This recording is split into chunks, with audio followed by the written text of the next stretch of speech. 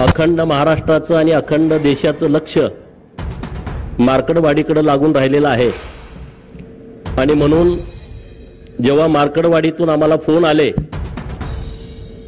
की मार्कडवाडीतून एकच बाजू महाराष्ट्राच्या समोर जातीये की मार्कडवाडीतल्या लोकांना बॅलेटवरती मतदान हवं आहे आणि म्हणून तुम्ही आणि सदाभाऊनी या गावात आलं पाहिजे.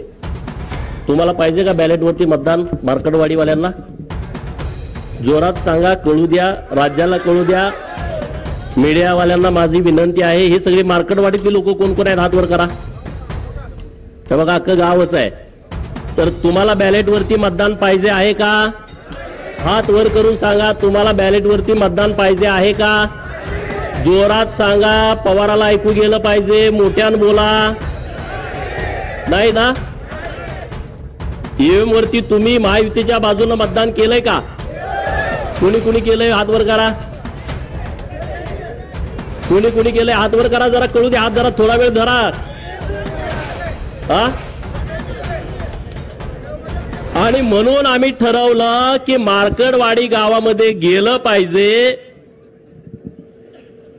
महाराष्ट्रामध्ये आणि देशामध्ये मार्कडवाडी पॅटर्न आणि पहिल्यांदा पॅटर्न कुणाला दिसला? कुणाला दिसला? अरे हे माझं रक्ता मांसाचं गाव आहे, माझ्या पै पाहुण्यांचं गाव आहे, 90% इथं धनगर समाज राहतो. आणि मग माझी जबाबदारी वाढली की अरे धनगरांनाच पुढे काय केलं की म्हणजे या महाराष्ट्रातला धनगर समाज लोकशाहीच्या माध्यमातून जी निवडणूक प्रक्रिया पार पडते त्याच्या विरोधात आहे असं वातावरण करण्याचं महापाप शरद पवारांनी केलं. म्हणून आम्ही मार्कडवाडीमध्ये आज आलोय. अरे 100 शकुनी मेल्याच्या नंतर एक पवार जन्माला आलाय. 100 शकुनी मेल्याच्या नंतर एक शरद पवार जन्माला आलाय. याचं डोकं बघा की धनगर समाज हा कायदा मानत नाही, धनगर समाज हा लोकशाही मानत नाही. अरे 100 गावात या विधानसभा मतदारसंघामध्ये माझ्याच मार्कडवाडीला का पुढे केला आणि म्हणून मी आणि सदाभाऊ इथं तुमच्या गावामध्ये आलो आहे. अरे या हिंदुस्थानातला धनगर समाज हा लोकशाहीला मानतो. या भारताच्या नवनिर्मितीमध्ये धनगरांचा सिंहाचा वाटा आहे. जी संसद भवन आज दिल्लीमध्ये डोमानं उभी आहे, जे राष्ट्रपती भवन दिल्लीमध्ये उभा आहे आणि त्या सगळ्या जमिनी आहेत त्या होळकरांच्या रायसोनी गावामध्ये उभ्या आहेत. अरे ही लोकशाही मजबूत करण्यासाठी या होळकरांचा सिंहाचा वाटा आहे आणि म्हणून पवारांचा डाव लाथानं उधळून टाकण्यासाठी आज आम्ही तुमच्या समोर आलो आहे. बरोबर आहे की चुकीचं आहे? हा का रे बाबा? पहिल्यांदा आम्ही राजीनामा देणार. दे की तुझ्या लेकीचा, दे लेकीचा राजीनामा. 4-5 महिन्यापूर्वी लोकसभेच्या निवडणुका झाल्या, 1 लाख 1.5 लाखांना निवडून आली आहे. दे तुझ्या त्या कर्जत जामखेडच्या नातबाचा 1100 मतांनी निवडून आलाय. दे त्या जयंत पाटलाचा, परवा आला होता ना जयंत पाटील इथं, तोंडावरती साथी आसरा घेऊन आला होता ना. दिसायला देखना राजबिंडा, तितकाच कपटी, तितकाच नीच, तितकाच जातीवादी. दे ना त्याचा राजीनामा. या तिघांचा राजीनामा द्या आणि हे ईव्हीएमचं आंदोलन सुरू करा. आणि राहुल गांधींनी त्यांनी स्वतःचा आणि त्याच्या बहिणीचा देऊ दे ना राजीनामा आणि मग या आंदोलनामध्ये येऊ दे ना. बरोबर आहे की चुकीचं आहे? बरोबर आहे काय चुकीचं आहे? अरे एका आमच्या आनंदराव देवकाते साहेबांनी राजीनामा दिला, अजूनपर्यंत त्या घराला आमदारकी मिळाली नाही. मिळाली का सांगा? मिळाली? तुम्ही बळीचे बकरी आम्हाला करता. अरे तुम्ही व्हा ना, तुम्हाला बिरोबाला कापतो ना आम्ही माजलेल्यांना. बरोबर ना? आपण बिरोबाला कुणाला कापतो? बोकाड. ते कुठलं बोकाड कापतो? 10-12 बोकड आपल्याकडे असते. कुणाला कापतो? बकरी आपल्याकडे 100 असते, पण त्यातल्या एकालाच काय कापतो? कारण ते माजलेलं असतं.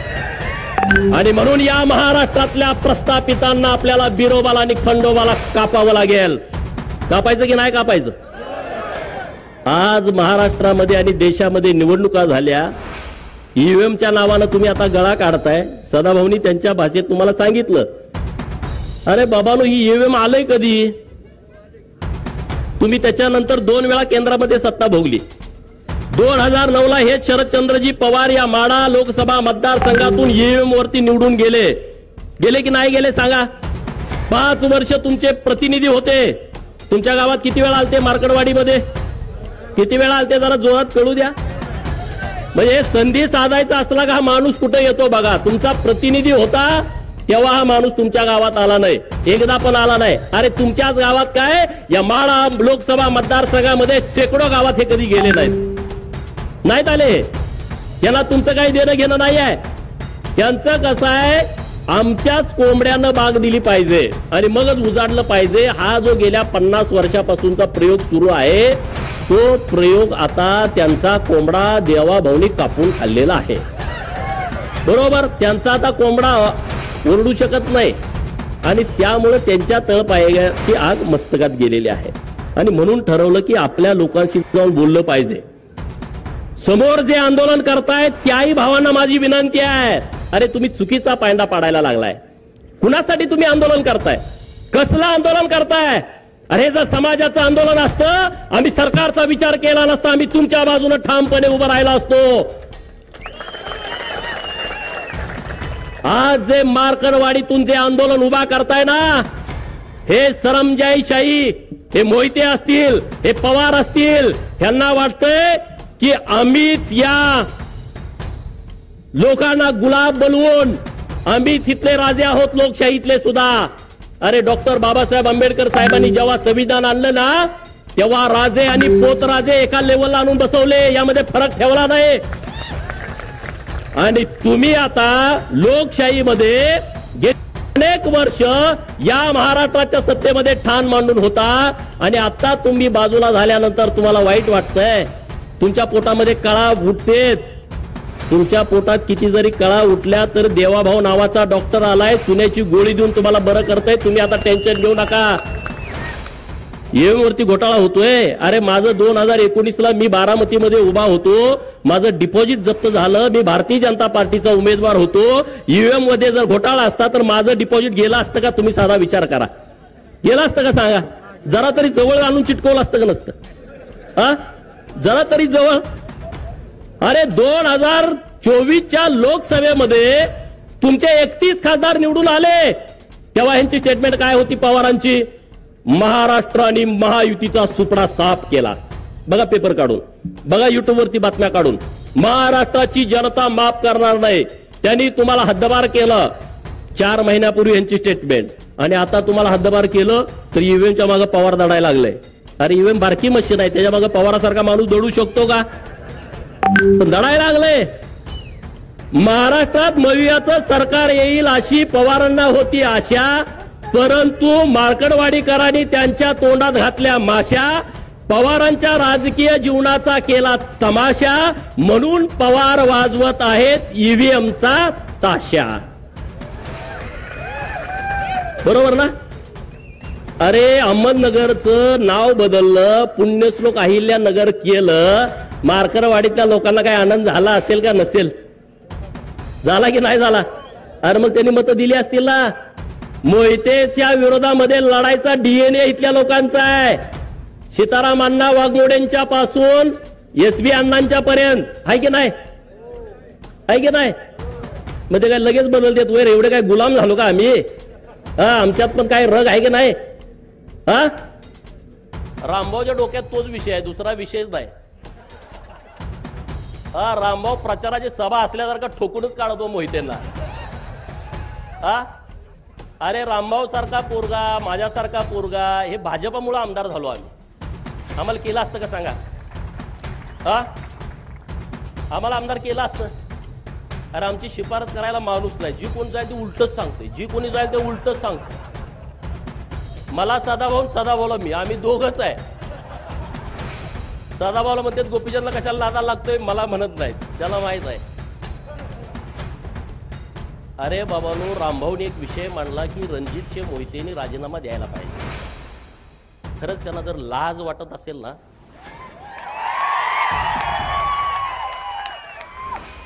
अरे आपण ज्या देवाभाऊंच्या मुळे माणसात आहोत, जेलमध्ये तुम्ही असता, त्या देवाभाऊंच्या अडचणीच्या काळामध्ये तुम्ही लोकसभेला आणि विधानसभेला विरोधामध्ये गेला. नितेश राणेंचं टाळ्या वाजवून जरा अभिनंदन करा. मी एक कहाणी तुम्हाला सांगणार आहे. नारायण राणे हा एकदम कडवा माणूस आहे, बरोबर, रगेल आहे. पोरं त्यांच्या पुढची रगेल निघाले. परवा देवाभाऊंचा गटनेतेपदी जेव्हा निवड झाली विधिमंडळाच्या, तेव्हा सदाभाऊ त्यांच्या बाजूला मी, माझ्या बाजूला नितेश राणे, नितेश राणेच्या बाजूला रणजित मोहिते बसले होते सेंट्रल हॉलला. नितेश राणे साहेबांना ते दिसले, म्हणजे अरे तू कसं काय इथं आलायस? हे खरी परिस्थिती. अरे तुला काय लाज लज्जा वाटत नाही का? नाही नाही, ते रामभाऊनं आमच्या खानदानाची आईवण काढली. अरे तुझे कुठं, तू खानदान सगळं जेलमध्ये असतं तुझं म्हणले. तू काय सांगतोय रे म्हणले? देवाभाऊंच्या विरोधात गेला, चाल पाहिला निघ. 4 दिवसापूर्वी गेलं ते उठूनच गेलं. आता ह्याच्यापेक्षा काय सांगायला लागतंय का? सेंट्रल हॉलमध्ये जर कॅमेरा असेल, मला माहित नाही कॅमेरा आहे का नाही तिथं, पण तिथं ते झाडलं, बाकीचे पण आमदार इकडे तिकडे कावऱ्या बावऱ्या बघायला लागले. वाघाच्या पोटी वाघ जन्माले तशी ती आहेत. ठोकून काढला. अरे म्हणले देवाभाऊ आमच्यासाठी महत्वाचा आहे, कुठलं काय काढून बसलाय, घराचं बोललं न्याचं बोलला. ही सगळी स्वप्नात होती. हे जे प्रस्थापित आहेत ना, प्रस्थापित नावाची जी जात महाराष्ट्रात आहे का नाही, त्यांच्या छाताडावरती नाचायला पाहिजे तुम्ही आम्ही सगळ्यांनी.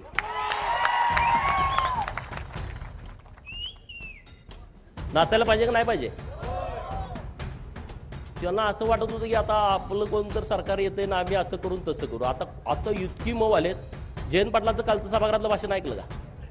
2019ला देवाभाऊंना पुन्हा येईन ह्याच्यावरती असा डिवचत होता का नाही? आणि काल स्वतःसारखा मऊ 4 वेळा पाया पडले सगळ्यात तिन्ही पुढाऱ्यांच्या. किती वेळा? जयंत पाटील वाटतंय ना, 4 वेळा लाचार झाले.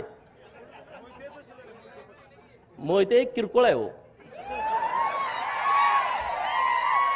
किरकोळ म्हणजे तुम्हाला माहित आहे किरकोळ झालंय ते, पूर्वीसारखी परिस्थिती नाही.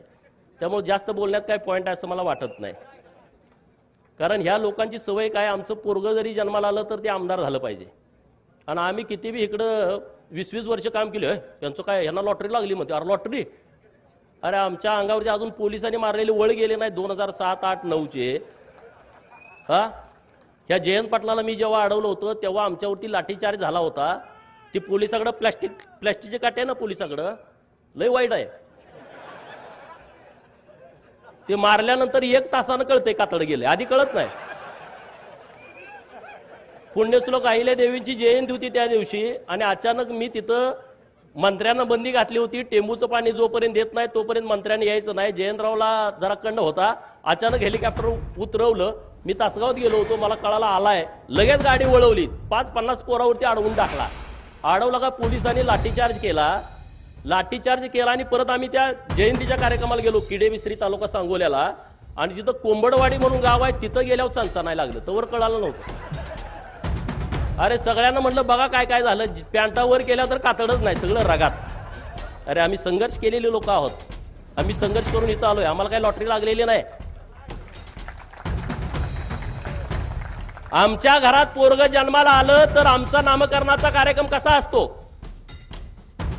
पोरग पाळण्यात ठेवतेत, आमच्या आया बहिणी गोळा होते. कुणी गोविंद म्हणा, कुणी गोपाळ म्हणा, कुणी गोविंद म्हणा, कुणी गोपाळ म्हणा, करून त्याचं नाव ठेवतात. बरोबर? मोहितेच्या घरात असं नाही, कुणी गोविंद म्हणा, कुणी गोपाळ म्हणा.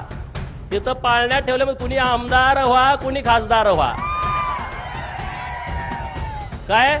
कुणी आमदार व्हा, कुणी खासदार व्हा, कुठल्याही पार्टीत जावा, बेईमान राहावा, पण आमदार खासदार व्हा. त्यात नाही जमलं तर जिल्हा परिषदचा अध्यक्ष व्हा, जिल्हा परिषदचा सभापती व्हा, झडपीचा मेंबर व्हा, पंचायत समितीचा मेंबर व्हा, लय झालं तर मग तिथं सरपंच व्हा, पण सुट्टी देऊ नका. माझी भाजपला सुद्धा विनंती आहे, ज्यांनी गद्दारी केली आहे 2024ला आपल्या पडत्या काळामध्ये, त्यांना पायताना जवळ सुद्धा उभा करू नका. एकट्या मोहित्यांचा विषय नाही, महाराष्ट्रात ज्याने आपला लाभ घेतला, आपला गैरफायदा घेतला, त्यामुळे तुम्ही रामभाऊ चिंता करू नका. तुमचा योग्य सन्मान भारतीय जनता पार्टीच्या माध्यमातून होईल. यासाठी मी आणि सदाभाऊ माननीय देवाभाऊंना जाऊन भेटेन, चिंता करू नका अजिबात. आणि आपण काय काळजी करायची, आपला काय बाप आमदार खासदार होता का? अरे तुमचा तर बाप ऊस तोड मजूर होता. माझी आई मी तुमच्या समोर बोलत असताना शेतात राबतेय, सदाभाऊची आई शेतामध्ये राबतेय. आपलं नुकसान होणार आहे काय? आपला काय कारखाना आहे का, सुतगिरणी आहे का, बँक आहे का, आपल्यावर लोन आहे काय? नाही. आपल्याकडे कापड आणि गाडी सोडून काही नाही. काय चिंता करायचं आहे? त्यामुळं कुठल्याही प्रस्थापिताच्या छाताडाला धरायला आम्हाला कधीच काय भीती वाटत नाही. आणि आम्ही छताड धरतोय, तुमच्यासाठी धरतो. आमचं वैयक्तिक काय नाही त्यांच्यासाठी, आमचं वैयक्तिक तिथं काय अडकलेलं नाही आहे. आणि म्हणून आज ईव्हीएमच्या बाबतीमध्ये जो खोटं खोटं खोटं, अरे लोकांना ती खरं वाटायला लागलं. आता मला कुलाळवाडी नावाचं गाव आहे, 11च मतं विरोधात पडलेत, मग तिथं काय ईव्हीएम घोटाळा झाला? अरे मला मानणारी, भाजपला मानणारी, देवाभाऊला मानणारी लोक आहेत त्या गावातली, नुसती 11 मतं विरोधात गेली 1100 पैकी. अशी कितीतरी गाव आहेत महाराष्ट्रामध्ये. वन साइड सगळं मतदान झालेलं आहे. अरे या महाराष्ट्रातल्या जनतेचा विचार करणारा माणूस जर मुख्यमंत्री होणार असेल तर लोक पवारांना मतं देतील का? लोक विरोधकांना मतं देतील का? अरे देणार नाहीत. या महाराष्ट्रातल्या गोरगरिबांचा, उपेक्षितांचा, अपमानित लोकांचा नेता देवाभाऊ आहे. या महाराष्ट्रातल्या प्रस्थापितांचा कर्दनकाळ आहे. या महाराष्ट्रातल्या विस्थापितांची काळजी घेणारा नेता आहे. आणि हा नेता महाराष्ट्राच्या सत्तेमध्ये यावा म्हणून गावगाड्यातल्या लोकांनी मतदान केलाय. गावगाड्यातल्या लोकांनी मतदान केलाय. गावगाड्याची काळजी घेणारा नेता आहे. अरे त्याला किती बदनाम करण्याचा तुम्ही प्रयत्न केला, किती आंदोलन केली, किती वेळा त्यांना डॅमेज करण्याचा प्रयत्न केला, किती त्यांना जातीवरनं हिणवलं. आणि तुम्ही पुरोगामी आहे का? अरे पुरोगामीच्या कंबाड्यात लाता लोकांनी घातलेल्या आहेत. यासलं थोतांड चालणार नाही या महाराष्ट्रामध्ये. अरे पुण्यश्लोक अहिल्यादेवींचं नाव दिलं सोलापूरच्या विद्यापीठाला. पवारांच्या मागे होतो आपण 2004 ते 2018. का नाही नाव दिलं? का प्रश्न पडतो का नाही स्वतःच्या मनाला? आणि म्हणून मार्कडवाडीतली गावातली लोक ताकदीनं महायुतीच्या सोबत उभा राहिली, नरेंद्र मोदी साहेबांच्या सोबत उभा राहिली, देवाभाऊंच्या, एकनाथ शिंदे साहेबांच्या सोबत उभा राहिली. आणि पुढे सुद्धा तुम्ही ताकदीनं उभं राहा. या गावाचा सर्वांगीण विकास करण्याची सर्वस्वी जबाबदारी भारतीय जनता पार्टीची आहे. रामबावडीत जे काम केलंय आणि राहिलेलं काम करण्यासाठी आम्ही पूर्ण ताकद गावाच्या पाठीमागे उभा करू. पवारांनी काय सांगितलं म्हणे, गावागावाचा ठराव घ्या. आता कोण घेणार? अख्खं गावच हित आहे आमच्या बाजूनं, बरोबर की नाही? उद्या ठराव घ्या.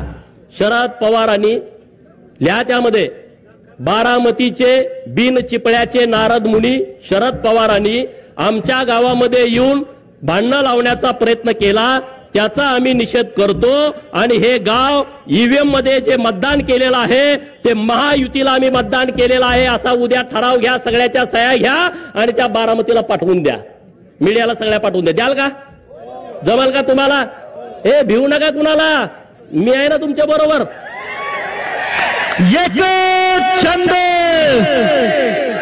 एक छंद. अरे मला किती वेळा म्हणतात हाणतो, तोडतो, मारतो. काय तोडलंय का? हे प्रस्थापित नावाची जात सगळ्यात जास्त भित्री असते, सगळ्यात भित्री. ती वापर कुणाचा करते? प्रशासनाचा. त्यांना पीआय नसला का ती लाट हलतय. त्यांना डीवायएसपी त्यांच्या बाजूचा नसला झोपत नाही. तहसीलदार विरोधातला आला दचकून उठतोय निम्या रात्री. हे घाबरट लोक असतात. सदाभाऊ मी काय उगाच पुढे आलोय काय? अरे आम्ही कुणाला पण अंगावर घ्यायची आमची तयार आहे. कुणाला पण सांगा. सभागृहामध्ये काय काय वेळा 10 आमदार म्हणले बघतो. अरे बघतो काय? या तर म्हणलं मी एकटाच आहे. पळतेत माघारी, पळतेत, येत नसतेत. अरे तुम्ही त्या पद्धतीनं राहावा. मार्कडवाडी आणि माळशिरस तालुक्यातल्या आणि महाराष्ट्रातल्या लोकांना माझी विनंती आहे, जो पवारांनी हे आंदोलन हातामध्ये घेतलाय ते आंदोलन आपल्याला मुळापासून खऱ्या रूपानं मोडीत काढायचं आहे. त्यामुळे गावागावामध्ये ठराव घ्या आणि सगळ्या मीडियामध्ये द्या. एवढंच या निमित्तानं बोलतो. मार्कडवाडीतल्या सगळ्या लोकांना मनापासून धन्यवाद देतो आणि थांबतो. जय हिंद, जय महाराष्ट्र.